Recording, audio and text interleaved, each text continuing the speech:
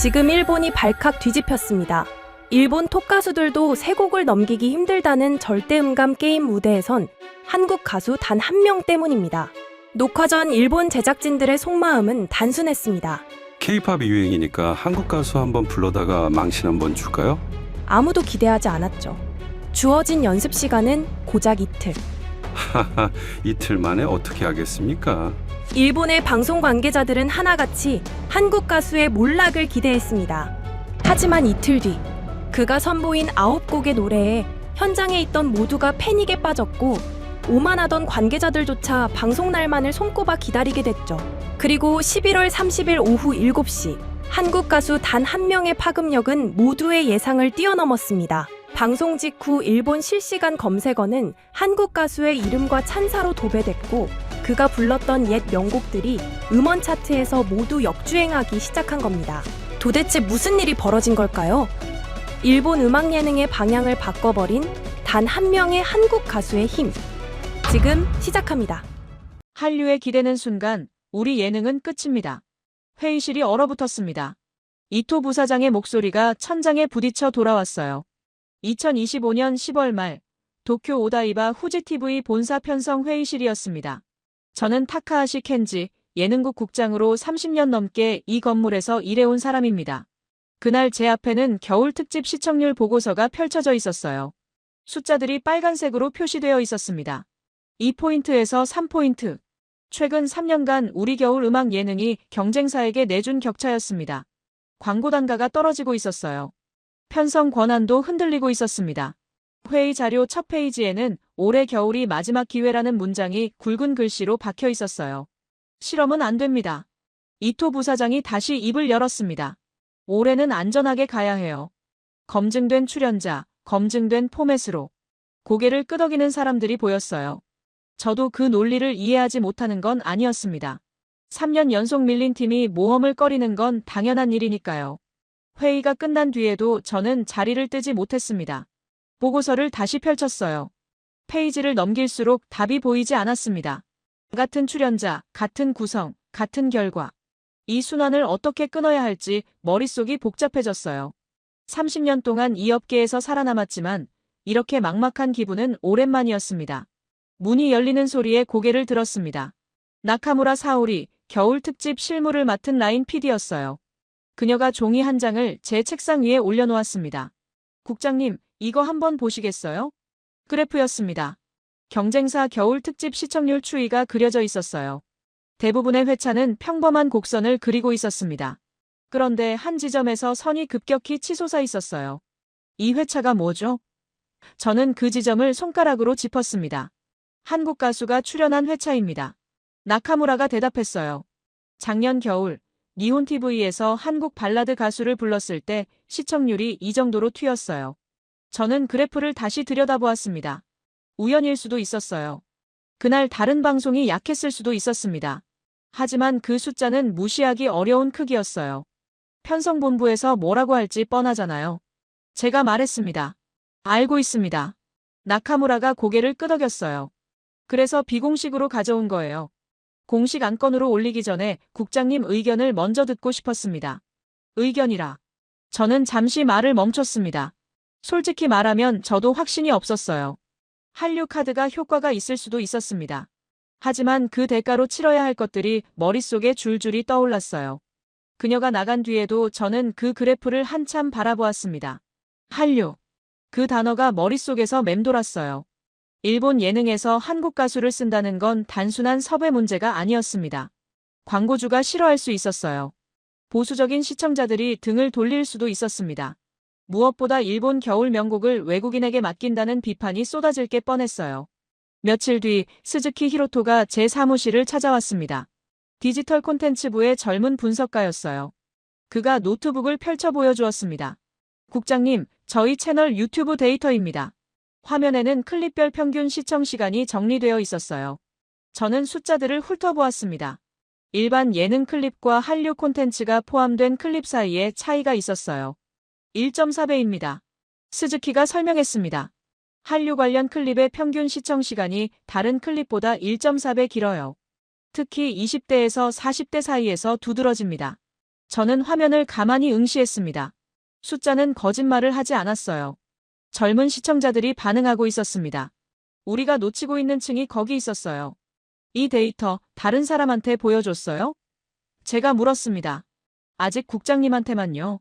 스즈키가 대답했어요. 편성본부 분위기가 분위기니까 조심해야 할 것 같아서요.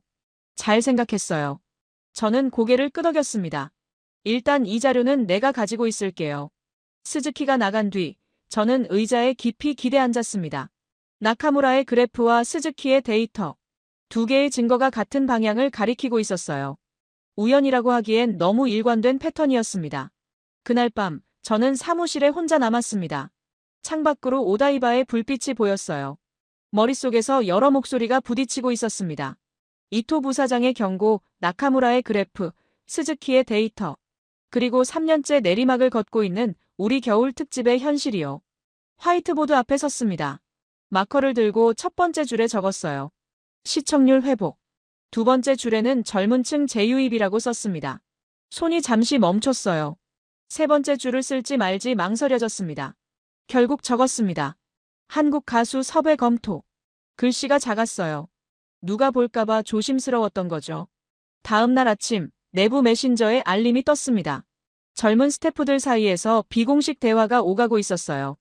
한국 가수 한 명 정도는 괜찮지 않을까요? 요즘 젊은 애들 다 K-팝 듣잖아요. 문제는 위에서 허락할지. 저는 그 대화를 읽으며 생각했습니다. 현장의 감각은 이미 움직이고 있었어요. 맡고 있는 건 위였습니다. 나카무라를 불렀습니다. 그녀가 들어오자 저는 단도직입으로 물었어요. 만약 한국 가수를 부른다면 누구를 생각하고 있어요? 그녀의 눈이 커졌습니다. 잠시 침묵이 흘렀어요. 그러더니 조심스럽게 입을 열었습니다. 절대 음감 코너에 어울리는 사람이어야 해요. 실력이 확실해야 합니다. 만약 실패하면 비난이 우리한테 쏟아질 테니까요. 맞는 말이었습니다. 한국 가수를 부르는 것 자체가 리스크였어요. 거기에 무대에서 망신까지 당하면 모든 책임은 기획한 사람에게 돌아올 터였습니다. 발라드 가수 중에 일본 노래를 소화할 수 있는 사람이 있을까요? 제가 물었습니다. 나카무라가 고개를 끄덕였어요. 몇 명 후보가 있습니다. 일본어 발음이 좋고 겨울 발라드에 어울리는 음색을 가진 사람들이요. 자료 정리해서 다시 보고 드릴게요. 저는 창밖을 바라보았습니다. 결정의 순간이 다가오고 있었어요. 안전하게 갈 것인가 아니면 한번 걸어볼 것인가. 3년째 지고 있는 팀이 같은 방식으로 이길 수 있을 리 없었습니다. 편성회의의 안건으로 올리겠습니다. 제가 말했어요. 나카무라의 표정이 굳었습니다. 국장님, 이토 부사장이. 알아요. 저는 그녀의 말을 끊었습니다. 반대할 거예요. 하지만 데이터를 들고 가면 최소한 논의는 할 수 있을 겁니다. 감정이 아니라 숫자로 말해야 해요. 그날 밤 저는 편성회의 안건 목록을 다시 정리했습니다. 한국 가수 출연 검토라는 항목 옆에 동그라미를 그렸어요. 손이 떨리지는 않았습니다. 다만 이 동그라미 하나가 어떤 파장을 일으킬지 그 무게가 느껴졌을 뿐이에요. 창밖에 불빛들이 하나둘 꺼지고 있었습니다. 오다이바의 밤은 깊어가고 있었어요. 저는 모니터를 끄고 자리에서 일어났습니다. 내일 회의에서 어떤 반응이 나올지 알 수 없었어요. 다만 한 가지는 분명했습니다. 이대로는 안 된다는 것, 무언가를 바꿔야 한다는 것. 그 확신만이 제 발걸음을 움직이고 있었습니다. 편성회의 당일 아침, 저는 평소보다 일찍 출근했습니다. 회의실에 들어서자 스크린에는 이미 겨울 특집 전년도 시청률 그래프가 띄워져 있었어요. 빨간 선이 경쟁사보다 아래에서 흐르고 있었습니다. 아무도 말을 하지 않았어요. 그 침묵이 모든 것을 말해주고 있었습니다. 참석자들이 하나둘 자리를 채웠습니다. 이토 부사장이 들어오자 공기가 더 무거워졌어요. 그가 자리에 앉으며 테이블 위에 종이 한 장을 펼쳐놓았습니다. 시작하기 전에 이것부터 공유하겠습니다. 이토 부사장이 말했어요. 광고주 만족도 조사 결과입니다. 한류 콘텐츠 비중 확대에 부담을 느낀다는 응답이 30%에 달합니다. 저는 그 숫자를 듣고 속으로 계산했습니다. 30%면 70%는 부담을 느끼지 않는다는 뜻이었어요. 하지만 그렇게 말할 분위기가 아니었습니다. 타카하시 국장. 이토 부사장이 저를 바라보았어요. 안건 목록에 한국 가수 출연 검토가 있던데 설명해 주시겠습니까? 모든 시선이 제게로 쏠렸습니다. 저는 자리에서 일어났어요. 네, 올해 겨울 특집에 한국 발라드 가수 한 명을 섭외하는 안건입니다. 제가 말했습니다. 절대 음감 코너에 출연시키는 것을 검토하고 있습니다. 웅성거리는 소리가 들렸어요. 예상했던 반응이었습니다. 근거가 있습니까? 이토 부사장이 물었어요. 저는 나카무라를 바라보았습니다.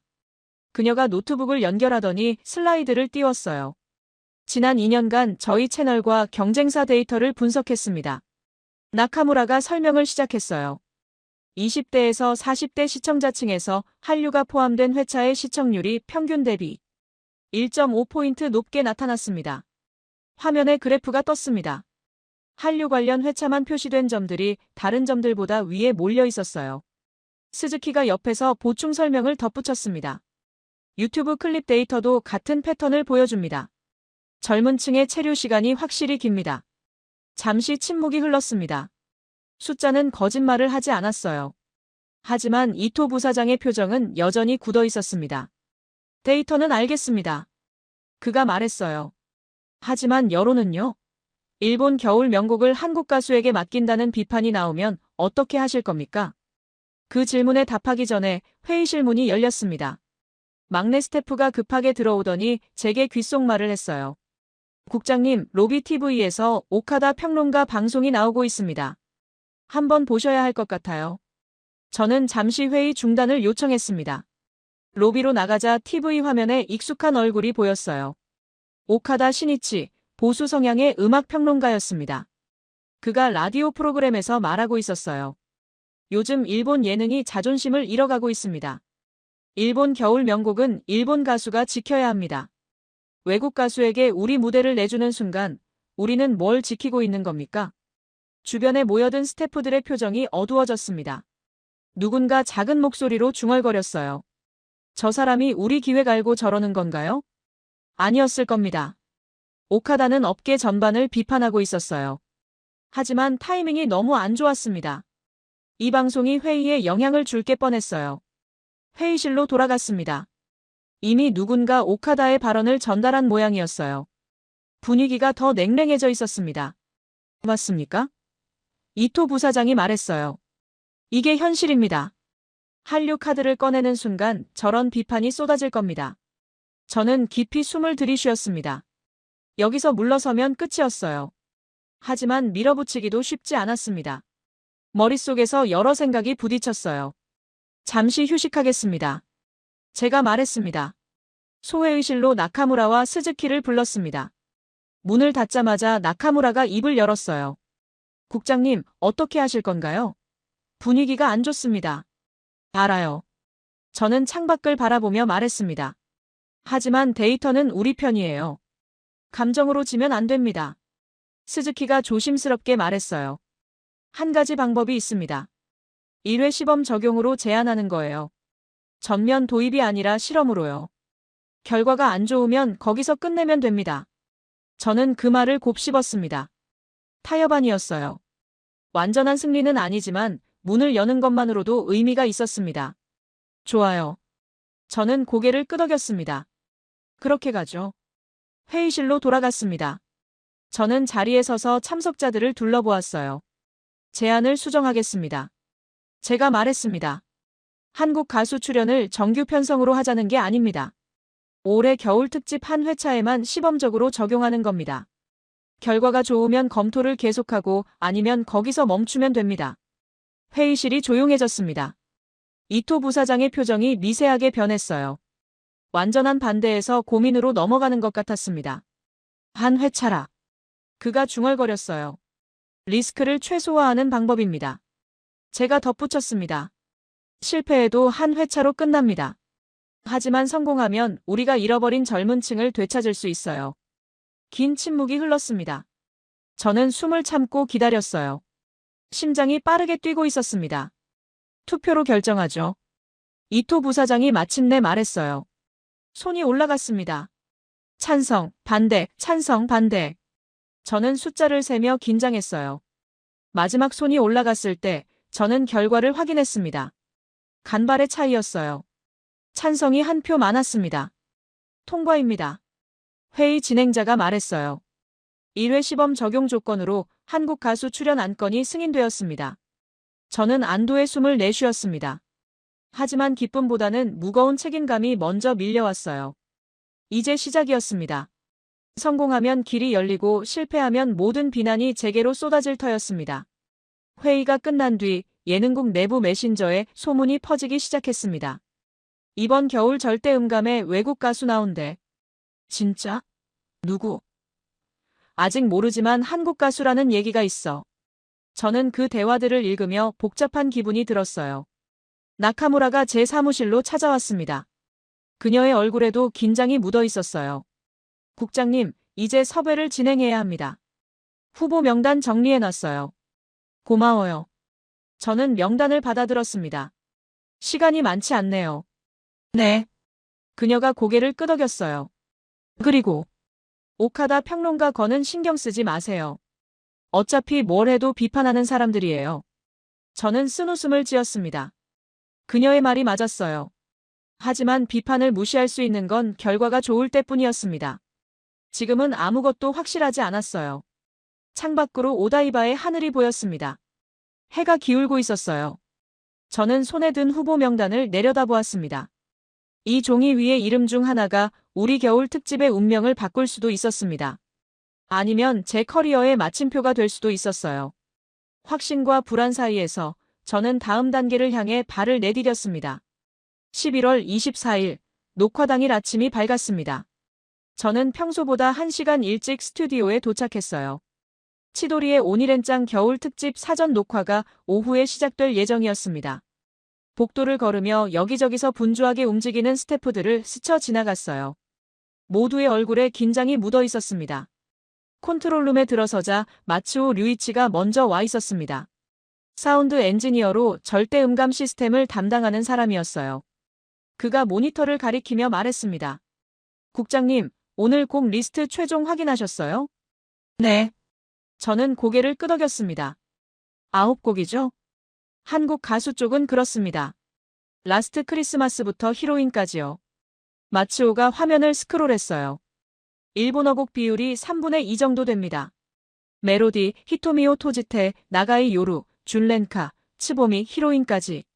저는 그 리스트를 다시 훑어보았습니다. 일본 겨울 발라드의 명곡들이었어요. 어느 하나 쉬운 곡이 없었습니다. 절대음감 코너에서 이 곡들을 연속으로 통과한다는 건 일본 가수들에게도 거의 불가능에 가까운 일이었어요. 일본 출연자들 리허설은 언제 시작합니까? 제가 물었습니다. 오전 10시부터요. 곧 들어올 겁니다. 잠시 후 일본 출연자들이 스튜디오에 도착하기 시작했습니다. 각자 배정받은 곡 리스트를 손에 들고 있었어요. 표정들이 밝지 않았습니다.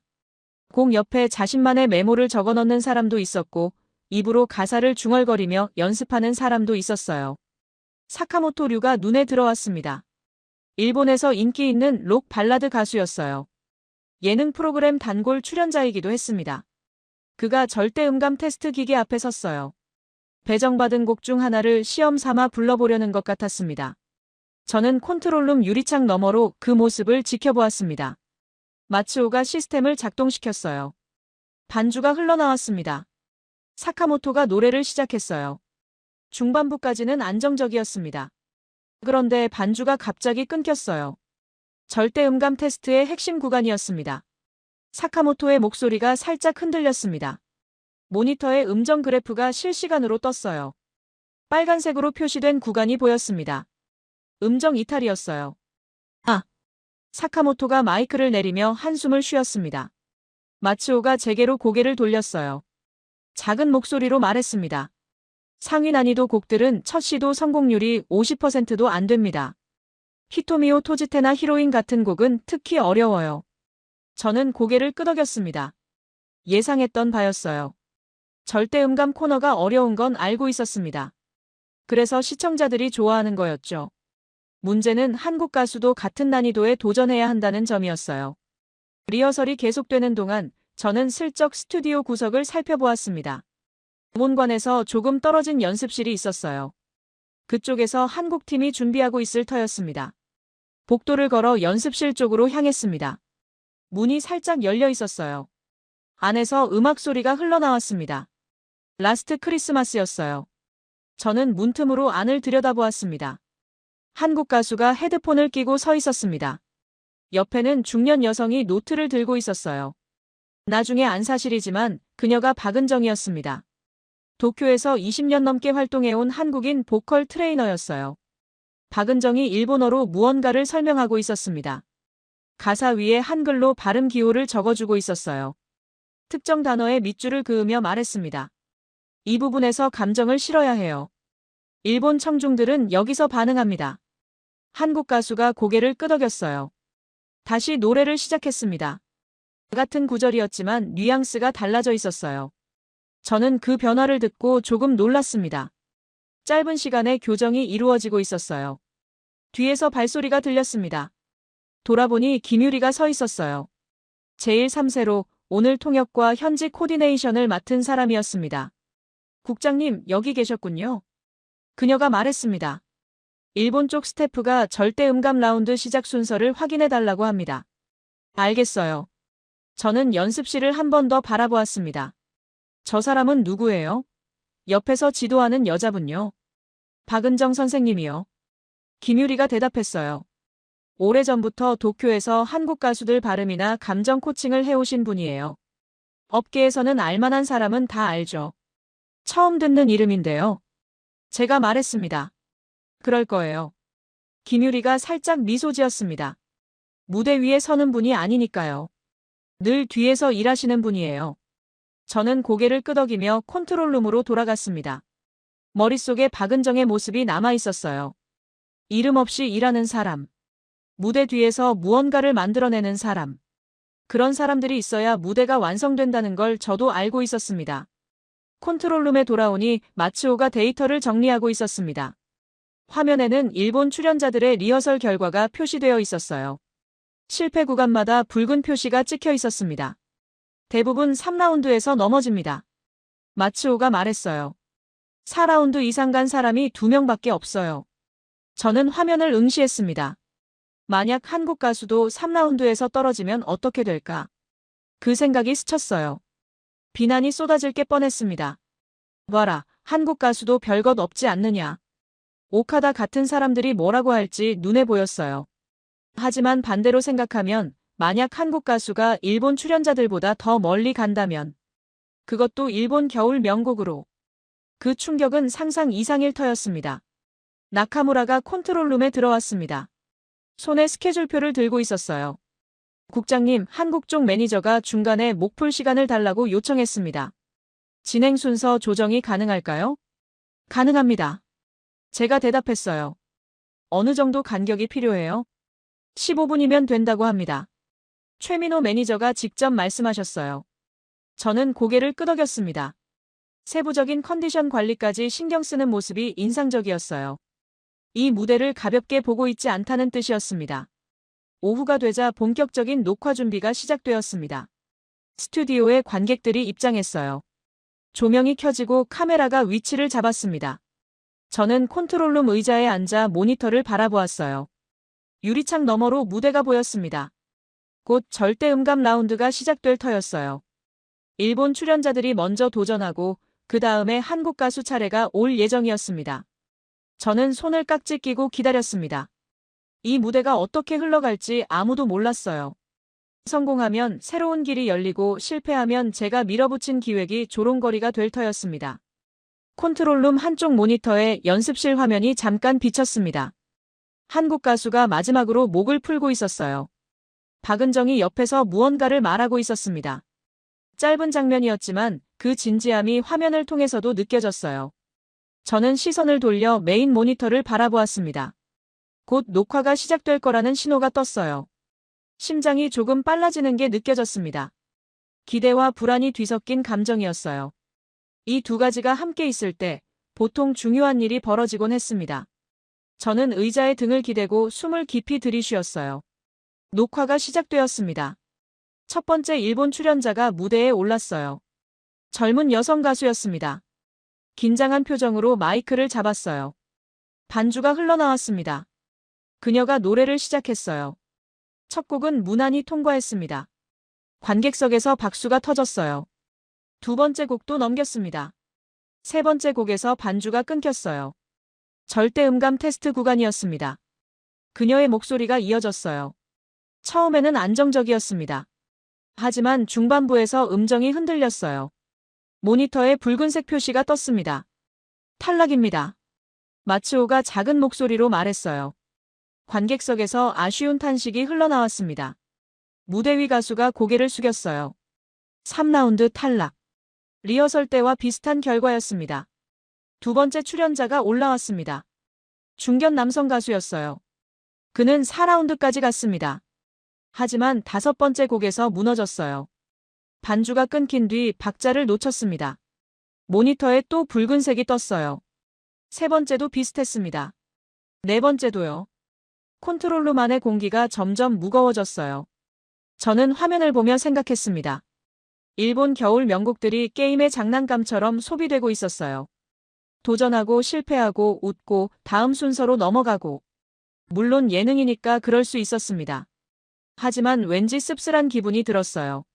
사카모토 류의 차례가 왔습니다. 그가 무대에 서자 관객석이 술렁였어요. 인기 가수였으니까요. 그가 자신있게 첫 곡을 불렀습니다. 통과했어요. 두 번째도 넘겼습니다. 세 번째, 네 번째까지 순조로웠어요. 관객들의 기대가 높아지는 게 느껴졌습니다. 다섯 번째 곡이 시작되었습니다. 나가이 요루, 긴 밤이라는 뜻의 일본 발라드였어요. 중반부에서 반주가 끊겼습니다. 사카모토가 눈을 감고 이어 불렀어요. 음정이 조금 흔들렸습니다. 하지만 간신히 버텼어요. 통과 판정이 떴을 때 관객석에서 환호가 터졌습니다. 여섯 번째 곡. 반주가 흘렀어요. 사카모토의 목소리가 따라갔습니다. 그런데 중간에 끊긴 뒤 그의 음정이 반음 내려갔어요. 모니터에 붉은색 표시가 떴습니다. 탈락입니다.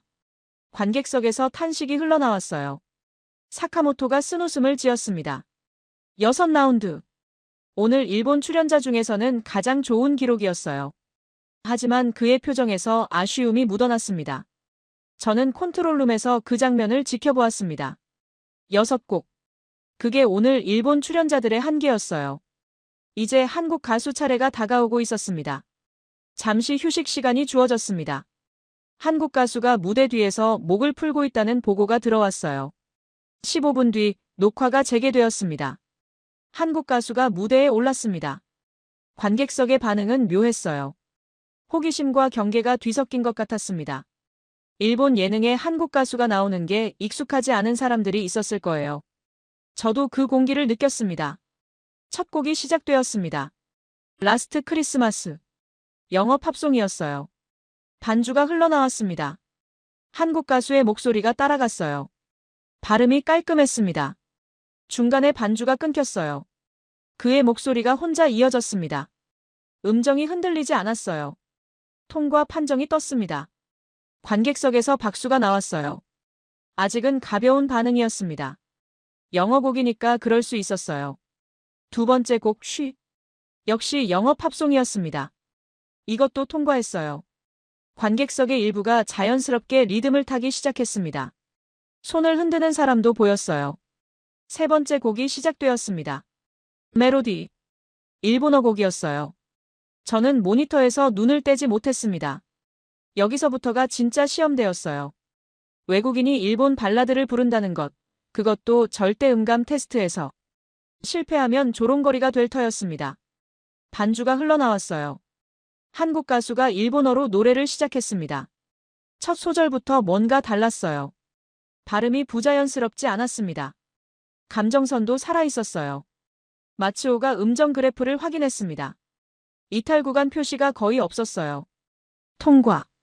관객석의 반응이 달라지기 시작했습니다. 술렁임이 호기심이 집중으로 바뀌고 있었어요. 네 번째 곡. 라이트 히어 웨이팅. 영어 팝 발라드였습니다. 이것도 무난히 넘겼어요. 다섯 번째 곡이 떴을 때 저는 숨을 멈췄습니다. 히토미오 토지테. 눈을 감고라는 뜻의 일본 발라드였어요. 이 곡은 일본인들에게 특별한 의미가 있었습니다. 겨울 시즌이면 어디서나 흘러나오는 명곡이었어요. 원곡자의 감정이 너무 강렬해서 다른 가수가 커버하기 어려운 곡으로도 유명했습니다. 반주가 시작되었어요. 한국 가수가 눈을 감았습니다. 첫 소절이 흘러나왔어요. 관객석의 표정이 변했습니다. 장난기가 사라지고 진지함이 깔렸어요. 저는 컨트롤룸에서 그 공기의 변화를 느꼈습니다. 중간에 반주가 끊겼어요. 절대 음감 테스트 구간이었습니다. 한국 가수의 목소리만 스튜디오에 울렸어요. 음정이 흔들리지 않았습니다. 감정도 끊기지 않았어요. 마치 반주가 끊긴 줄 모르는 것처럼 자연스러웠습니다. 통과 판정이 떴어요. 관객석에서 터져나온 건 박수가 아니었습니다. 탄성이었어요. 어떻게 저렇게 부르지? 누군가의 목소리가 마이크에 잡혔습니다. 6번째, 나가이 요루. 사카모토가 탈락한 바로 그 다음 곡이었어요. 저는 긴장했습니다. 여기서 떨어지면 일본 출연자와 같은 수준으로 끝나는 거였어요. 의미가 반감될 터였습니다. 반주가 흘렀어요. 한국 가수가 노래를 시작했습니다. 관객석의 중장년층이 반응하기 시작했어요. 입모양으로 가사를 따라 부르는 사람들이 보였습니다. 이 곡을 아는 사람들이었어요. 자신들의 겨울 명곡을 외국인이 부르는 걸 지켜보는 표정이 복잡해 보였습니다. 반주가 끊겼어요. 한국 가수의 목소리가 이어졌습니다. 음정이 정확했어요. 통과 판정이 떴습니다. 관객석에서 박수와 함께 웅성거림이 퍼졌어요. 7번째, 준렌카. 8번째, 츠보미. 연속으로 통과했습니다.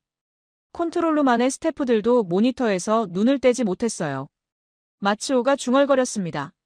말이 안 돼. 9번째 곡이 떴습니다. 히로인. 최근 일본에서 큰 사랑을 받은 겨울 발라드였어요. 젊은 층에게 특히 인기 있는 곡이었습니다. 반주가 시작되었어요. 한국 가수가 마지막 곡을 부르기 시작했습니다. 관객석의 긴장감이 최고조에 달했어요. 모두가 숨을 죽이고 있었습니다. 저도 의자에서 몸을 앞으로 기울였어요. 중간에 반주가 끊겼습니다. 한국 가수의 목소리만 남았어요. 스튜디오 전체가 그 목소리에 집중하고 있었습니다. 음정이 흔들리지 않았어요. 마지막 소절까지 완벽하게 이어갔습니다. 통과. 관객석에서 환호가 터졌어요. 일부는 자리에서 일어났습니다. 박수 소리가 컨트롤룸까지 울렸어요. 저는 화면을 바라보며 숨을 내쉬었습니다. 9연속 성공. 일본 출연자 누구도 도달하지 못한 기록이었어요.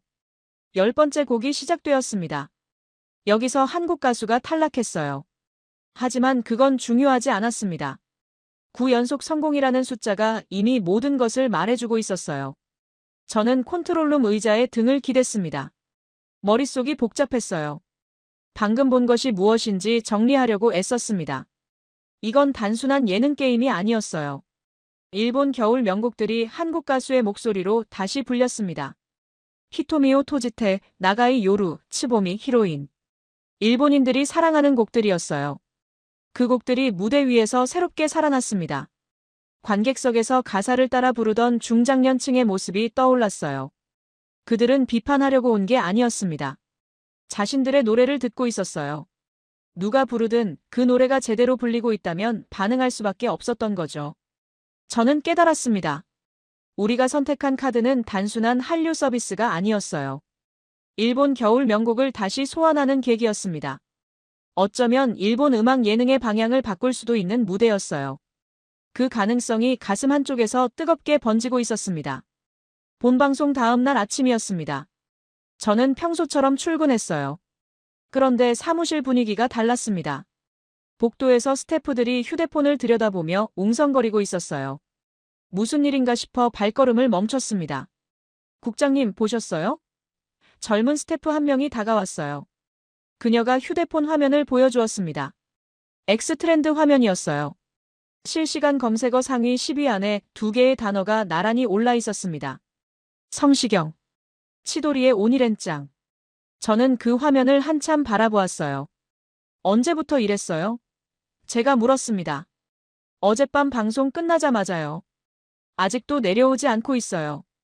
저는 서둘러 디지털 콘텐츠부로 향했습니다. 스즈키가 이미 출근해 있었어요. 그의 책상에는 모니터가 여러 대 켜져 있었습니다. 각각 다른 플랫폼의 데이터를 보여주고 있었어요. 국장님, 와보세요. 스즈키가 저를 불렀습니다. 이건 예상 못했습니다. 그가 첫 번째 모니터를 가리켰어요. 유튜브 분석 화면이었습니다. 어젯밤 업로드된 클립들의 조회수가 실시간으로 올라가고 있었어요. 합본 영상이 올라간 지 12시간 됐는데요. 스즈키가 설명했습니다. 조회수가 이미 50만을 넘었어요. 이 속도면 24시간 안에 100만은 넘길 겁니다. 저는 화면을 들여다보았습니다. 댓글 수도 빠르게 늘어나고 있었어요. 스즈키가 스크롤을 내렸습니다. 특히 이 구간들의 반응이 집중되고 있어요. 그가 타임스탬프를 짚었습니다. 히토미오 토지테, 그리고 히로인. 두 곡의 구간에 댓글이 유독 많이 달려 있었어요. 저는 댓글 몇 개를 읽어보았습니다. 일본어였어요. 발음이 일본인보다 자연스럽다. 이틀 연습에 이 정도라니 괴물 아닌가. 원곡자에게 신뢰가 되지 않는 수준. 아니, 어쩌면 그 이상. 스즈키가 다음 모니터로 넘어갔습니다. 야후 재팬 실시간 검색이었어요. 여기서도 관련 키워드가 상위에 올라 있었습니다. 일본 쪽 반응만 이런 게 아닙니다. 스즈키가 말했어요. 한국에서도 터졌어요. 그가 세 번째 모니터를 보여주었습니다. 한국 커뮤니티 화면이었어요. 기사와 게시글이 빠르게 올라오고 있었습니다. 제목들이 눈에 들어왔어요. 일본 예능 올킬. 절대음감 9연속 성공. 일본 반응 폭발. 국위선양 레전드. 저는 그 화면들을 번갈아 보며 잠시 말을 잃었습니다. 예상은 했어요. 반응이 좋을 거라고. 하지만 이 정도일 줄은 몰랐습니다. 그리고요, 국장님. 스즈키가 조심스럽게 말했어요. 이것 좀 보세요. 그가 유튜브 검색 결과를 띄웠습니다. 방송 클립 외에 다른 영상들이 올라와 있었어요. 제목을 읽어보니 비교 영상이었습니다. 일본 시청자들이 직접 만든 거예요. 스즈키가 설명했어요. 원곡자 버전과 어젯밤 무대를 이어 붙여서 두 버전을 번갈아 들을 수 있게 편집한 거죠. 저는 그 영상 하나를 클릭했습니다. 히토미오 토지테였어요. 원곡자의 목소리가 먼저 흘러나왔습니다. 그 다음에 어젯밤 무대가 이어졌어요. 댓글창에는 일본어와 한국어가 뒤섞여 있었습니다. 둘 다 좋다. 느낌이 다른데 둘 다 감동적이다. 한국 가수한테 이 곡을 들을 줄 몰랐다. 저는 의자에 앉았습니다. 머릿속이 복잡했어요. 이건 단순한 시청률 성공 이상이었습니다. 일본 시청자들이 자발적으로 콘텐츠를 만들어내고 있었어요. 한국 커뮤니티도 반응하고 있었습니다. 국경을 넘어서 무언가가 번지고 있었어요. 나카무라가 사무실로 들어왔습니다. 그녀의 표정도 상기되어 있었어요. 국장님, 뉴스 코너에서 연락 왔어요. 오늘 방송분에 어젯밤 무대 클립을 넣고 싶다고요. 뉴스에서요? 제가 물었습니다. 네. 겨울 명곡이 다시 화제가 됐다는 앵글로 다루고 싶다고 하더라고요. 저는 고개를 끄덕였습니다. 예능 무대가 뉴스에 언급되는 일은 흔치 않았어요. 그만큼 파급력이 크다는 뜻이었습니다. 음악 전문 유튜브 채널에서도 리뷰 영상을 올렸어요. 스즈키가 덧붙였습니다. 겨울 명곡이 한밤에 다시 호출된 방송이라는 제목이더라고요. 저는 그 제목을 마음속으로 되뇌었습니다. 겨울 명곡이 다시 호출되었다. 그게 정확한 표현이었어요. 히토미오 토지테, 나가이 요루, 츠보미, 히로인. 이 곡들은 원래 일본인들이 사랑하는 노래였습니다. 하지만 어느 순간부터 당연한 것처럼 여겨졌어요. 매년 겨울이면 흘러나오지만 새롭게 주목받지는 못했습니다. 그런데 어젯밤 한국 가수가 그 곡들을 불렀어요. 절대음감이라는 극한의 조건에서. 그리고 사람들이 다시 그 곡들에 귀를 기울이기 시작했습니다. 원곡을 찾아 듣는 사람들이 생겼어요. 비교 영상을 만드는 사람들이 나타났습니다. 겨울 명곡들이 다시 살아나고 있었어요. 저는 스즈키가 인쇄해온 댓글 캡처 묶음을 받아들었습니다. 한 장씩 넘겨보았어요. 일본어 댓글, 한국어 댓글, 영어 댓글까지 섞여 있었습니다. 동남아시아 쪽 반응도 있었어요. 해외 시청 비율이 20% 정도 됩니다.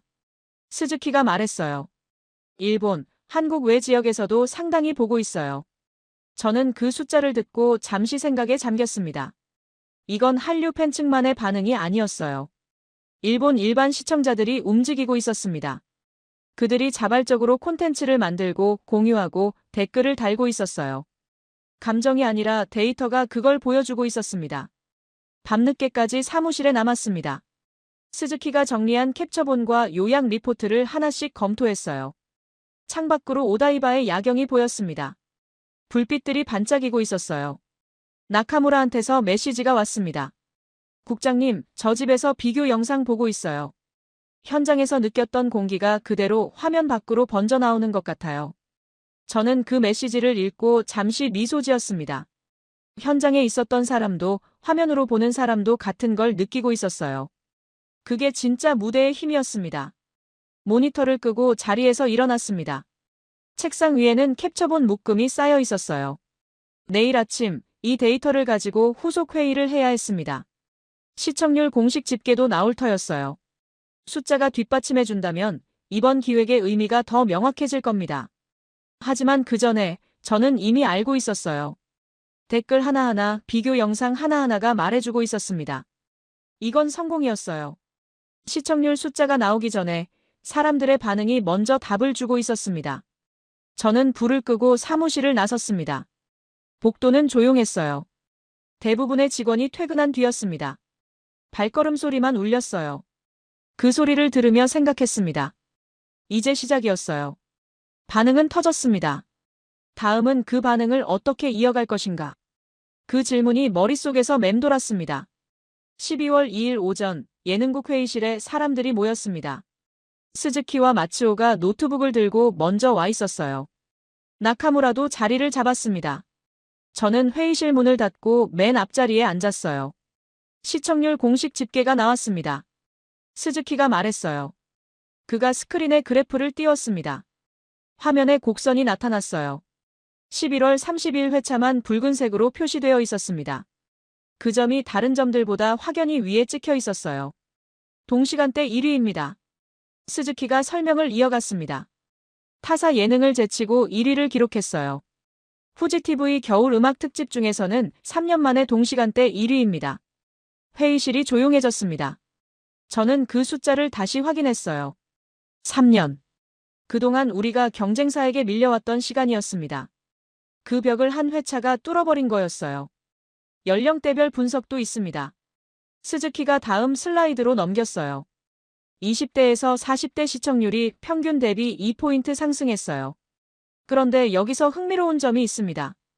그가 화면의 한 구간을 가리켰어요. 50대 이상 시청률도 함께 상승해 있었습니다. 젊은 층만 반응한 게 아니에요. 50대 이상에서도 시청률이 올랐습니다. 이건 예상 밖이었어요. 저는 그 데이터를 보며 생각했습니다. 50대 이상이라면 히토미오 토지테나 나가이 요루를 직접 들으며 자란 세대였어요. 자신들의 겨울 명곡이 무대에서 다시 불리는 걸 보고 반응한 거였습니다. 온라인 데이터도 보여드릴게요. 스즈키가 화면을 전환했어요. 유튜브 분석 대시보드가 떴습니다. 관련 클립들의 평균 시청 시간이 동일 채널 다른 예능 클립 대비 1.8배입니다. 거의 2배 가까이 오래 보고 있다는 뜻이에요. 1.8배. 저는 그 숫자를 마음속으로 되뇌었습니다. 클릭만 하고 나가는 게 아니라 끝까지 보고 있다는 의미였어요. 콘텐츠가 사람들을 붙잡고 있었습니다. 해외 시청 비율은요? 제가 물었습니다. 20% 정도요. 스즈키가 대답했어요. 일본, 한국 외 지역에서의 재생이 전체의 5분의 1을 차지합니다. 동남아시아 쪽이 많고 북미와 유럽에서도 일정 수준 나오고 있어요. 그가 화면에 지도를 띄웠습니다. 조회가 발생한 지역이 색깔로 표시되어 있었어요. 일본과 한국이 가장 진했지만 다른 지역들도 옅은 색으로 물들어 있었습니다. 콘텐츠가 국경을 넘어가고 있었어요. 이제 제 차례입니다. 마츠오가 일어섰어요. 그가 다른 파일을 열었습니다. 음정 그래프가 화면에 떴어요. 절대 음감 시스템 데이터입니다. 마츠오가 설명했어요. 상위 난이도 곡들에서 출연자별 음정 이탈률을 분석했습니다. 화면에 막대 그래프가 나타났어요. 일본 출연자들의 평균 이탈률이 먼저 표시되었습니다. 15% 내외였어요. 그 옆에 한국 가수의 이탈률이 떴습니다. 5% 미만이었어요. 3배 차이입니다. 마츠오가 말했어요. 특히 히토미오 토지테와 히로인 구간에서 차이가 두드러졌어요. 일본 출연자들이 가장 많이 흔들린 구간을 한국 가수는 거의 완벽하게 통과했습니다. 회의실에 잠시 침묵이 흘렀습니다. 숫자가 모든 것을 말해주고 있었어요. 운이 아니었습니다. 실력이었어요. 혹시 반주가 끊긴 구간만 따로 분석한 것도 있나요? 제가 물었습니다. 네, 있습니다. 마츠오가 다른 그래프를 띄웠어요. 절대음감 테스트의 핵심인 무반주 구간만 추출해서 봤어요. 여기서 차이가 더 벌어집니다. 화면에 새로운 숫자가 떴습니다. 일본 출연자 평균 이탈률 22%, 한국 가수 이탈률 3%, 거의 7배 차이였어요. 반주가 있을 때는 어느 정도 버틸 수 있어요. 마츠오가 설명했습니다. 하지만 반주가 끊기면 본인의 절대음감에만 의지해야 합니다. 거기서 실력 차이가 드러나는 거죠. 저는 그 데이터를 보며 녹화 당일을 떠올렸습니다. 히토미오 토지테에서 반주가 끊겼을 때 한국 가수의 목소리만 스튜디오에 울렸어요. 마치 반주가 끊긴 줄 모르는 것처럼 자연스러웠습니다. 그게 데이터로 증명되고 있었어요. 회의실 문이 열렸습니다. 이토 부사장이 들어왔어요. 저는 살짝 긴장했습니다. 그가 어떤 반응을 보일지 궁금했어요. 회의 중이었군요. 이토 부사장이 말했습니다. 시청률 나왔다고 들었습니다. 네. 제가 대답했어요. 동시간대 1위입니다. 이토 부사장의 표정이 미세하게 변했습니다. 놀라움인지 당혹감인지 읽기 어려웠어요. 그가 빈자리에 앉았습니다. 데이터 처음부터 다시 보여줄 수 있어요? 그가 물었어요. 스즈키가 처음부터 다시 설명했습니다. 시청률, 연령대별 분석, 유튜브 데이터, 해외 시청 비율. 이토 부사장은 말없이 화면을 응시했어요. 마츠오의 절대음감 분석까지 끝났을 때 그가 입을 열었습니다. 광고주 반응은 어떻습니까? 아직 공식 피드백은 없습니다. 나카무라가 대답했어요. 하지만 온라인 반응이 긍정적이라 부정적으로 나올 가능성은 낮아 보입니다. 이토 부사장이 고개를 끄덕였습니다. 그의 표정에서 이전의 강경함이 조금 누그러진 것 같았어요. 데이터 앞에서는 논리를 바꿀 수밖에 없었습니다. 다음 단계는 어떻게 생각하고 있습니까? 이토 부사장이 제게 물었어요. 저는 잠시 생각했습니다. 이 질문이 올 줄 알았어요. 한 회차 성공으로 끝낼 것인가, 아니면 다음을 준비할 것인가. 그 기로에 서 있었습니다. 일단 이번 데이터를 정리해서 내부 보고서로 만들 생각입니다. 제가 대답했어요. 그리고 다음 시즌 기획회의에서 근거 자료로 활용하려고요. 한국 가수를 또 부르겠다는 겁니까? 이토 부사장의 목소리에 경계심이 살짝 묻어났어요. 그건 결과를 보고 판단해야죠. 저는 신중하게 말했습니다. 다만 이번 데이터가 보여주는 건 분명합니다. 젊은 층과 중장년층이 동시에 반응했어요. 이건 쉽게 나오는 결과가 아닙니다. 이토 부사장이 화면을 다시 바라보았습니다. 시청률 그래프의 붉은 점이 다른 점들 위에 찍혀 있었어요. 그 숫자가 모든 논쟁을 잠재우고 있었습니다. 알겠습니다. 이토 부사장이 자리에서 일어났어요. 보고서 나오면 검토하겠습니다. 그가 나간 뒤 회의실에 안도의 공기가 퍼졌습니다. 나카무라가 작은 목소리로 말했어요. 예상보다 반응이 부드러웠네요. 숫자가 말해주니까요. 스즈키가 대답했습니다. 감정으로는 반대할 수 있어도 데이터 앞에서는 어렵죠. 저는 고개를 끄덕였습니다. 그게 이번 기획의 핵심이었어요. 감정이 아니라 숫자로 증명하는 것. 녹화 당일 컨트롤룸에서 느꼈던 전율이 착각이 아니었다는 걸 데이터가 확인해주고 있었습니다. 회의가 끝난 뒤 저는 사무실로 돌아왔습니다. 책상에 앉아 내부 메모장을 열었어요. 잠시 생각한 뒤 키보드를 두드렸습니다. 정치보다 음악, 자존심보다 실력. 그 문장을 적고 나서 한참을 바라보았습니다. 이게 이번 무대가 보여준 것이었어요. 누가 부르느냐보다 어떻게 부르느냐. 그게 결국 사람들의 마음을 움직였습니다. 메모장 아래에 한 줄을 더 적었습니다. 한일 겨울 명곡 교류 프로젝트 초안 준비. 아직은 초안에 불과했어요. 실현될지도 알 수 없었습니다. 하지만 씨앗은 뿌려졌어요.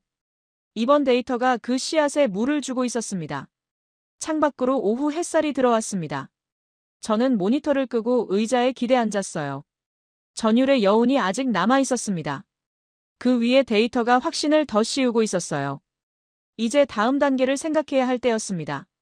12월 3일 아침 책상 위에 음악 잡지 몇 권이 쌓여 있었습니다. 나카무라가 아침 일찍 가져다 놓은 것들이었어요. 저는 커피를 한 모금 마시고 첫 번째 잡지를 펼쳤습니다. 표지부터 눈에 들어왔어요. 겨울 명곡이 다시 살아난 밤, 한 한국 가수가 남기고 간 울림. 특집 기사 제목이었습니다. 저는 해당 페이지를 찾아 넘겼어요. 기사는 꽤 길었습니다. 방송 당일의 무대를 상세히 분석하고 있었어요. 히토미오 토지테 구간에 대한 언급이 있었습니다. 원곡자의 감정을 해치지 않으면서도 자신만의 해석을 얹었다. 이건 단순한 커버가 아니라 재해석에 가깝다. 저는 그 문장에 형광펜으로 밑줄을 그었어요. 다음 페이지에는 음악평론가의 코멘트가 실려 있었습니다. 프로 뮤지션 입장에서도 놀랄만한 안정감과 해석력이다. 절대음감 테스트라는 극한의 조건에서 이 정도 퍼포먼스를 보여준 건 기술과 감정이 동시에 갖춰져 있다는 뜻이다. 저는 그 부분도 표시해 두었어요. 기사 말미에 짧은 언급이 있었습니다. 이번 무대의 성공 뒤에는 오랫동안 일본 현장에서 활동해온 한국인 보컬 트레이너의 역할도 있었던 것으로 알려졌다. 이름은 나오지 않았어요. 하지만 저는 누구를 말하는지 알고 있었습니다. 박은정. 녹화 당일 연습실에서 묵묵히 발음과 감정선을 지도하던 그 사람이었어요. 두 번째 잡지를 펼쳤습니다. 이 잡지는 좀 더 대중적인 성격이었어요. 기사 톤도 가벼웠습니다. 하지만 결론은 비슷했어요. 올겨울 가장 화제가 된 음악 예능 장면이라는 표현이 있었습니다. 9연속 성공이라는 숫자가 굵은 글씨로 강조되어 있었어요. 잡지를 내려놓고 노트북을 열었습니다. 내부 메신저에 알림이 여러 개 와 있었어요. 스태프들이 기사 링크를 공유하고 있었습니다. 그중 하나를 클릭했어요. 음악 잡지 기사의 온라인 버전이었습니다. 댓글창을 스크롤해 내렸어요. 반응이 다양했습니다. 칭찬도 있었고 비판도 있었어요. 일본 노래를 외국인이 이렇게 잘 부르다니 신기하다는 댓글이 있었습니다. 바로 아래에 그래도 일본 명곡은 일본 가수가 불러야 한다는 댓글도 달려 있었어요. 저는 그 두 댓글을 번갈아 보았습니다. 이게 현실이었어요. 모든 사람을 만족시킬 수는 없었습니다. 하지만 칭찬하는 쪽이 더 많아 보였어요. 그것만으로도 충분했습니다. 오전 중에 나카무라가 사무실로 들어왔습니다. 손에 서류 봉투를 들고 있었어요. 국장님, 시청자 패널 조사 결과 나왔어요. 저는 봉투를 받아 열었습니다. 표지에 문구가 적혀 있었어요. 2025년 겨울 예능 중 가장 인상적인 무대. 그 아래에 우리 프로그램명이 있었습니다. 1위예요? 제가 물었습니다. 네. 나카무라가 고개를 끄덕였어요.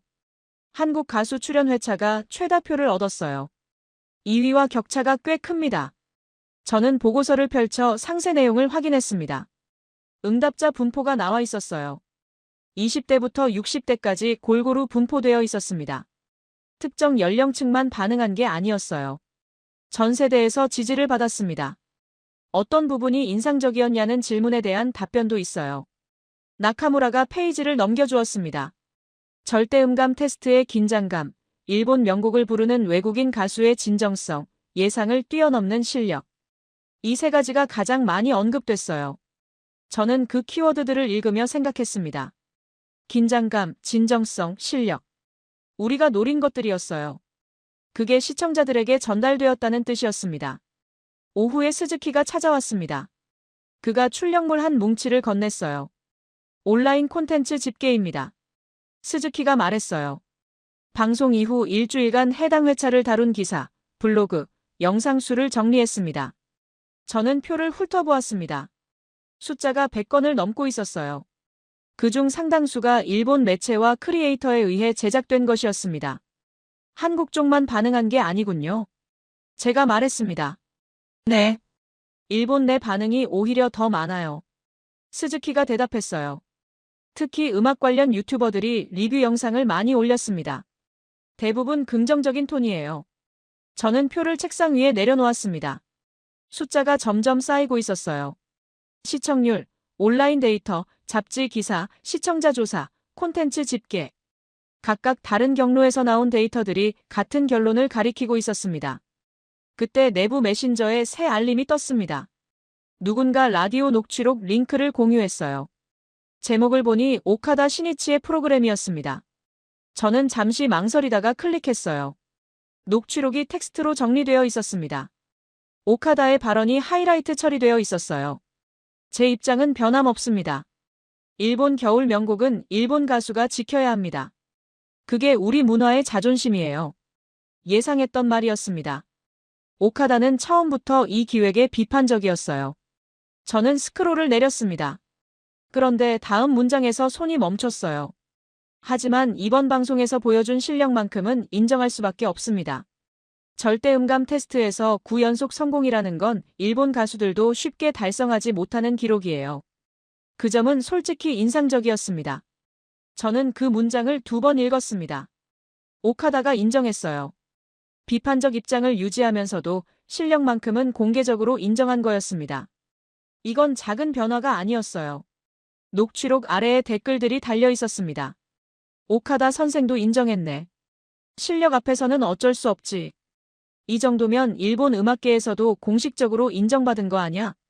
여론이 움직이고 있었어요. 저는 의자에 등을 기대고 천장을 바라보았습니다. 머릿속에 여러 장면이 스쳐 지나갔어요. 녹화 당일 연습실에서 박은정이 한국 가수의 발음을 교정하던 모습. 그녀는 무대 위에 서지 않았습니다.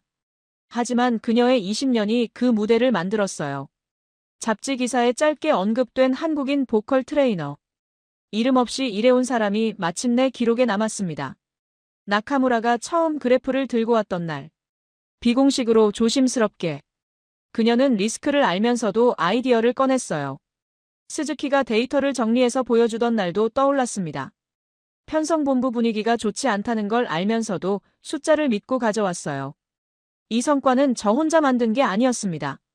박은정처럼 오랫동안 현장에서 버텨온 사람, 나카무라와 스즈키처럼 새로운 시도를 밀어붙인 젊은 스태프들. 그들이 없었다면 이 무대는 존재하지 않았어요. 나카무라가 다시 사무실에 들어왔습니다. 국장님, 내부 메신저 보셨어요? 스태프들이 잡지 기사 캡처를 올리고 있어요. 봤어요. 저는 고개를 끄덕였습니다.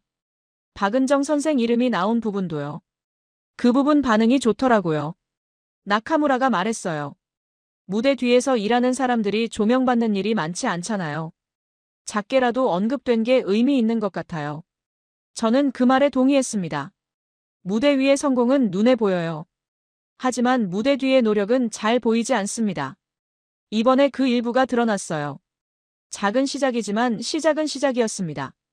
창밖으로 오후 햇살이 기울고 있었습니다. 저는 책상 위에 쌓인 자료들을 바라보았어요. 잡지, 보고서, 출력물들. 각각 다른 형태였지만 모두 같은 이야기를 하고 있었습니다. 이번 방송은 성공이었어요. 시청률로, 데이터로, 여론으로 증명되었습니다. 한류 팬층만의 반응이 아니었어요. 일본 음악계 내부에서도 일정 부분 인정을 받았습니다. 오카다 같은 비판자조차 실력만큼은 인정할 수밖에 없었어요. 하지만 저는 알고 있었습니다. 이건 끝이 아니라 시작이었어요. 한 번의 성공으로 모든 것이 바뀌지는 않습니다. 비판적인 시선은 여전히 존재했어요. 다음 기획에서 실패하면 모든 것이 물거품이 될 수도 있었습니다. 그래도 확신이 생겼어요. 방향은 틀리지 않았습니다. 음악과 실력이 앞서면 국적과 자존심은 뒤따라올 수 있었어요. 이번 무대가 그걸 보여주었습니다. 저는 책상 서랍을 열어 메모장을 꺼냈습니다. 며칠 전에 적어둔 문장이 있었어요. 한일 겨울 명곡 교류 프로젝트 초안 준비. 그 아래에 새로운 문장을 덧붙였습니다. 데이터 확보 완료. 권위 인정 확보. 다음 단계 검토. 펜을 내려놓고 창밖을 바라보았습니다. 오다이바의 하늘이 저녁빛으로 물들어가고 있었어요. 저는 깊이 숨을 들이쉬었습니다. 공감에서 시작된 감정이 확신으로 바뀌어 있었어요. 그리고 그 확신 위에 안도가 내려앉고 있었습니다. 제대로 된 길을 걷고 있다는 안도였어요. 12월 5일 밤, 저는 텅 빈 스튜디오로 향했습니다. 대부분의 직원이 퇴근한 뒤였어요. 복도에는 발소리만 울렸습니다. 비상등의 희미한 불빛이 길을 안내했어요. 스튜디오 문을 열었습니다. 조명은 최소한만 켜져 있었어요. 무대가 어둠 속에 가라앉아 있었습니다. 관객석도 텅 비어 있었어요. 몇 주 전, 이곳이 환호와 박수로 가득 찼던 게 믿기지 않았습니다. 천천히 무대 쪽으로 걸어갔습니다. 발밑에 테이프 자국이 남아 있었어요. 출연자들의 위치를 표시했던 흔적이었습니다. 저는 그 자국 위에 잠시 멈춰 섰어요. 한국 가수가 섰던 자리였을 겁니다. 컨트롤룸으로 올라갔습니다. 유리창 너머로 무대가 내려다 보였어요. 녹화 당일, 저는 이 자리에서 모든 것을 지켜보았습니다. 히토미오 토지테가 흘러나오던 순간, 관객석의 표정이 변하던 순간, 9연속 성공 판정이 뜨던 순간, 그 모든 장면이 머릿속에 선명했어요. 모니터들이 꺼져 있었습니다. 절대 음감 시스템 장비도 대기 상태였어요. 저는 그 장비들을 하나씩 훑어보았습니다. 마츠오가 음정 그래프를 확인하던 모니터, 나카무라가 진행 상황을 체크하던 화면. 지금은 모두 어둠 속에 잠들어 있었어요. 의자에 앉았습니다. 주머니에서 휴대폰을 꺼냈어요. 유튜브 앱을 열고 방송 클립을 검색했습니다. 히로인 구간을 재생했어요. 작은 화면에서 한국 가수의 목소리가 흘러나왔습니다. 댓글창을 스크롤했습니다. 일본어, 한국어, 영어가 뒤섞여 있었어요. 원곡보다 감동적이다. 일본 노래를 이렇게 부를 수 있다니. 다음에도 꼭 나와줬으면. 저는 그 댓글들을 천천히 읽었습니다. 휴대폰을 내려놓고 창밖을 바라보았어요. 오다이바의 야경이 펼쳐져 있었습니다. 불빛들이 반짝이고 있었어요. 저는 생각했습니다. 저 한국 가수와 개인적인 대화를 나눈 적은 거의 없었어요. 녹화 당일에도 멀리서 지켜보기만 했습니다. 아마 그는 제 얼굴도 기억하지 못할 거예요. 일본 시청자 대부분도 마찬가지일 겁니다. 그를 한번 다녀간 게스트로 기억하겠죠. 곧 다른 방송, 다른 화제에 묻힐 수도 있어요. 그게 예능의 속성이었습니다. 하지만 저는 알고 있었어요. 이 무대가 남긴 건 순간의 화제만이 아니었습니다. 데이터가 있었어요. 시청률, 온라인 반응, 시청자 조사 결과, 그리고 권위의 인정도 있었습니다. 오카다 같은 비판자조차 실력만큼은 인정했어요. 서랍에서 서류 한 장을 꺼냈습니다. 한일 겨울 명곡 교류 프로젝트 초안이라고 적힌 문서였어요. 아직 초안에 불과했습니다. 실현될지도 확실하지 않았어요. 하지만 씨앗은 뿌려졌습니다. 펜을 들어 표지 가장자리에 적었습니다. 다음에 한국 가수를 부를 때는 처음부터 파트너로 대해야 한다. 손이 천천히 움직였어요. 글씨가 또박또박 새겨졌습니다. 메모장을 펼쳤습니다. 이번 무대에 기여한 사람들의 이름을 다시 적어보았어요. 박은정. 20년 넘게 도쿄에서 이름 없이 일해온 보컬 트레이너. 그녀가 없었다면 그 무대의 발음과 감정선은 존재하지 않았을 겁니다. 나카무라 사오리. 처음 그래프를 들고 왔던 라인 PD. 비공식으로 조심스럽게. 하지만 그녀의 제안이 모든 것의 시작이었어요. 스즈키 히로토. 데이터를 믿고 가져온 젊은 분석가. 감정이 아니라 숫자로 말해야 한다는 걸 보여준 사람이었습니다. 마츠오 류이치. 절대 음감 시스템을 운영하며 실력 차이를 증명해준 엔지니어. 그의 데이터가 운이 아니라 실력이라는 결론을 뒷받침했어요. 저는 그 이름들을 바라보았습니다. 무대 위에 선 건 한 사람이었어요. 하지만 그 무대를 만든 건 이 모든 사람들이었습니다. 그리고 솔직하게 반응해준 일본 시청자들도요. 그들이 댓글을 달고 비교 영상을 만들고 겨울 명곡을 다시 찾아 들었어요. 자리에서 일어났습니다. 컨트롤룸을 나와 다시 스튜디오로 내려갔어요. 관객석 앞에 섰습니다. 텅 빈 좌석들이 줄지어 있었어요. 녹화 당일의 장면이 떠올랐습니다. 히토미오 토지테가 흘러나올 때 관객들의 표정이 변하던 순간 장난기가 사라지고 진지함이 깔렸어요. 입모양으로 가사를 따라 부르던 중장년층의 모습도 기억났습니다. 그들은 자신들의 노래를 듣고 있었어요. 9연속 성공 판정이 떴을 때 환호가 터져나왔습니다. 일부는 자리에서 일어났어요. 그 소리가 컨트롤룸까지 울렸습니다. 지금은 고요했어요. 하지만 그 울림은 여전히 제 안에 남아 있었습니다.